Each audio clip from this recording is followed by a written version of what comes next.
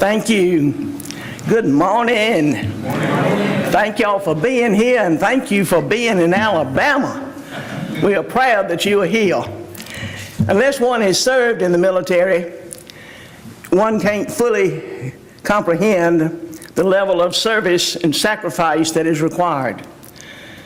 And so, knowing that, all of you are here in our capital city for months at a time, and many of you are here without your families. But you chose to come because of your huge desire to serve, and because you want to improve your craft, and because you want to give to our nation and to your nation and to your fellow countrymen the very best you have to offer. Our ability as citizens to live in freedom and to have self-directed lives is fully dependent on the men and women who keep us free. Thank you for your service. And I also want to ask you to thank your families for their support. Each of you represents the very best and brightest we have in the United States Armed Forces, and some of you in this group today are representing the best and the brightest of your country. You are attending the Air War College because someone recognized in you a spark, an endless wick of possibility. It's no secret that time spent at the Air War College is a prerequisite to promotion and professional growth. And so we are delighted that you are here to serve in the United States Air Force or other branches of our military, and for you foreign officers for your service to your country and to get to know the United States of America better. The airmen and soldiers who have previously sat where you sit this morning and attended the Air War College have gone on to do some pretty great things. Lieutenant General Stephen Quast, commander of Air University in Montgomery, is one of the brightest and best and one of the best leaders we have. I'm proud to call him a friend, and I'm proud of his leadership in his service. General Quast, in fact, sets a standard for leadership. He exemplifies the Air War College's goal, which is to train you to focus on the habits of mind and character.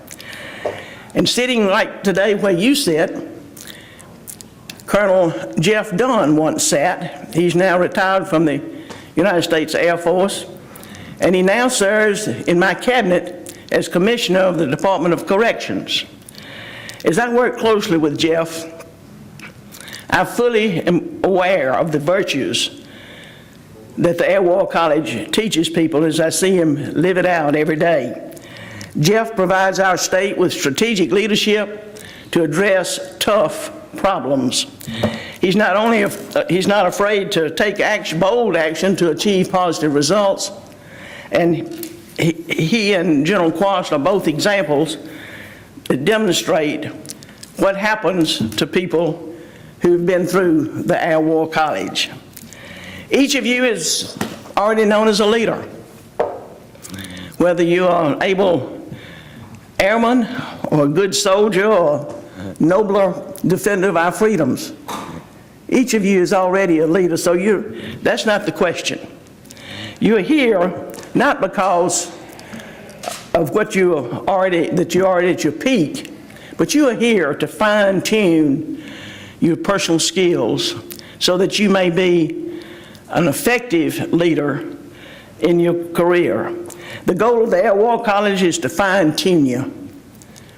To fine-tune you so that our Air Force and the other branches of our military and you in the military of your country can lead us into the 21st century so that we can address real problems with real solutions.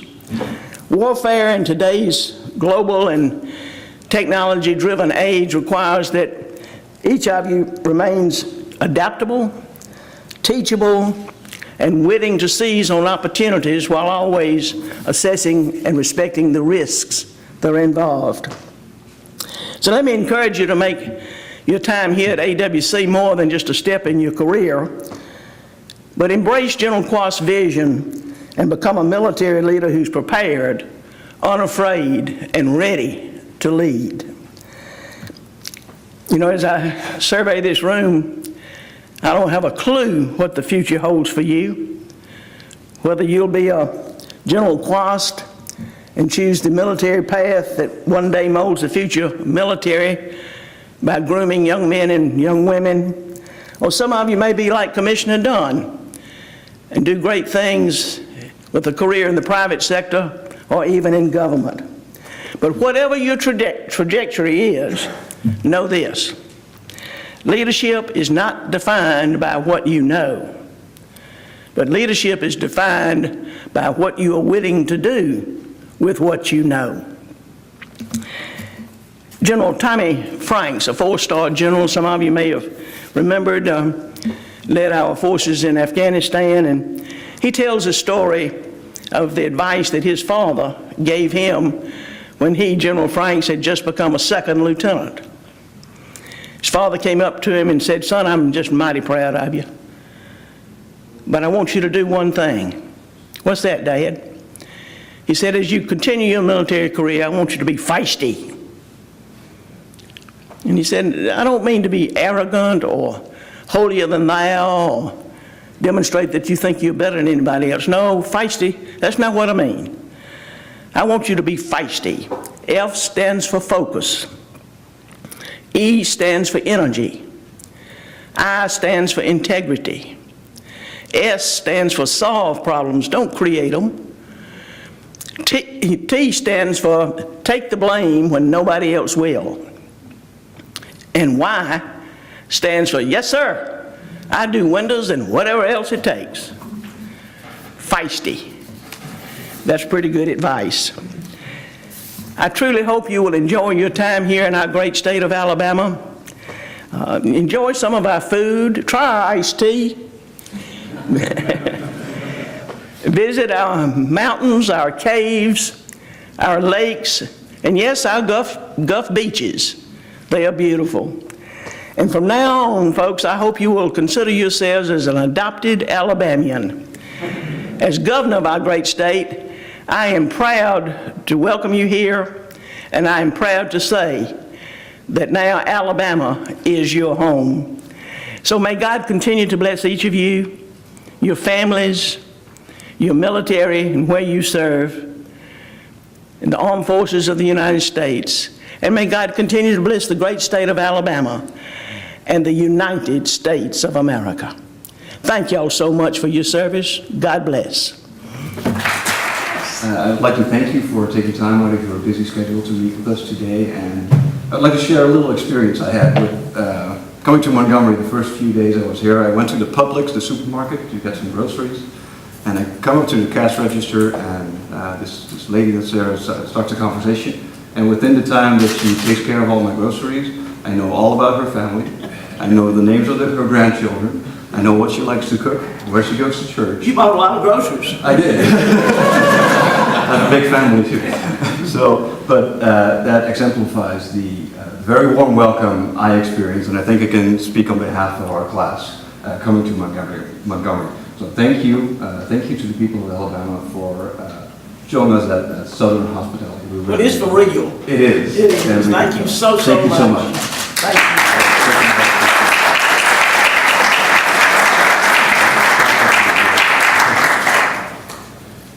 Y'all know what this is? Actually, I'm pretty curious as well. I haven't seen it. Oh, look at him. Oh. The globe. That means we're all connected, y'all. We're in this together. It's not just one country or 10 countries, 43 countries. It's the globe. We're all connected. And let us strive for peace. Thank you very much.